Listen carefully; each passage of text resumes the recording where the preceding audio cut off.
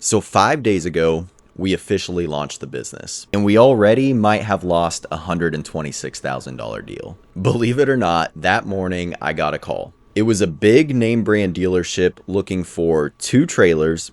Keep in mind, I don't even have my first trailer yet. And they were asking for a 2-year contract. However, when I started crunching the numbers on this, I realized that this is something that I had to try and do. So I scheduled a call and went on site. I'm going to tell you what I did right and what I did wrong. So first, let's start off with what I did right. So as soon as that lead came in, I picked up my phone and called them. Now, this is incredibly important because you as a consumer, myself as a consumer, we've probably put in a lead for something because we saw something online. We thought, oh, that'd be cool. And then if they don't call within the first 5 minutes, you might completely forget about it or lose all interest. We live in a social media world where we're getting new things all the time, and I think that our brains have just started to work like that. So if you don't hear from a lead immediately, I think that dramatically decreases your chance of even getting a meeting with them. So I give them a call. This first call is extremely discovery, so I'm just asking questions like, what are you looking to do? How long are you looking to do for it? Why are you looking to do it? Learning a little bit more about what they're looking for in general. Now, here's the important part. After that, I asked to come on site so I can evaluate the site. Is this necessary? Not at all. They could easily just send me photos and videos and I could tell them, yes, no, let's do it here, let's do it there. However, if you can get in person with somebody, they're automatically going to trust you more. Like, that's just very basic stuff. So I go to the dealership, I bring donuts for the team, we talk, we're walking around the site, and from there, I'm shocked. I'm shocked because they tell me, yeah, we want to do this.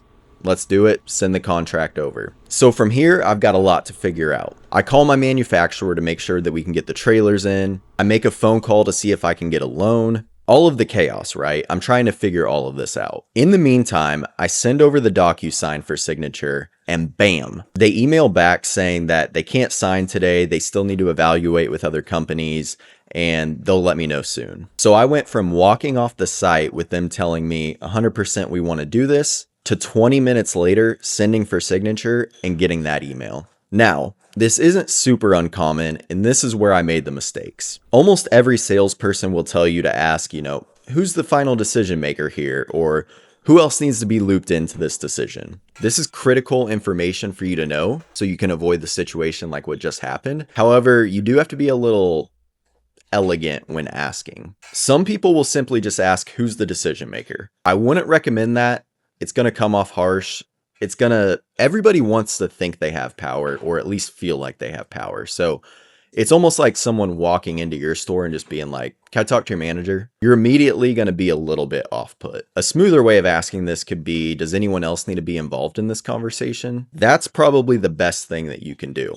However, for whatever reason, I did not do that in this case. But there was a big red flag that I missed that I should have, looking back, clicked into. And that's when I asked if I could send him the document for signature. He replied that he would not be the signer, but that he would write down the email and the name of the person that was going to be. At this time, I should have pivoted and said something like, oh, yeah, perfect. Is he here? I'd love to answer any questions that he might have.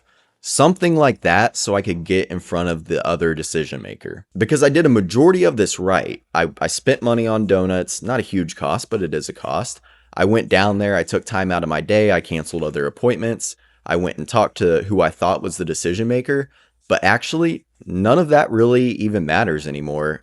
Maybe I built a champion, right? I built someone that's going to help influence the decision, but if I miss the final decision maker, he has no clue who I am. I spent all that time, energy, planning, bringing the donuts for nothing. And this puts me in a difficult position too, right? Because I now have this big deal over here, but I have 2 trailers that I can't rent out until I get an answer because I already put this offer on the table. So yesterday I was forced to send them an email saying that I could only hold the trailers till the end of the day and that I would need a decision by the end of the day. That's not an ideal situation. I fully understand that, that might make them feel rushed, but at the same time, I can't be turning down other deals, even if they're very small compared to this one, just risking that I might get this deal. And a big lesson that this brought me back to, and it's funny because I'm in the tech sales world. So when someone tells me yes, like getting a yes is really not that hard. It's a lot of other stuff that happens after the yes that you have to execute on, but I got my hopes up. I felt like that was a done deal. I really did. And I think because of that, I got out of the mindset of I need to still close this deal. So now I'm in a bad position, right? I'm kind of in a waiting game. I did send an email this morning just highlighting some of the reasons that we might be a better fit for them and why the other company might be a better fit for them. Now, obviously, you're going to say this strategically, right? Hey, if you're looking to go with a bigger company, they're going to be a great fit for you. If you're looking for someone that's going to be able to be 10 minutes away and come and answer the phone call this first time you call, we might be a better fit. If you're looking for a 9-stall trailer that's going to be plenty big, but maybe lacks some privacy or some luxury, they're going to be a good fit. If you're looking for 2 separate trailers so that if one breaks down, we might be a better fit, so you have a backup. And I'm just trying to outline these things in a way that's not like, we're better, they suck. So now I'm in a waiting game. If I were to give you my confidence level, I would say about 30% that we win this deal. Is that all in my control? No.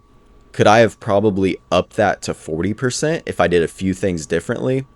Yeah, I think I could have. So we're in the waiting game. I'll keep you in the loop. If you made it this far, please hit subscribe and like the video.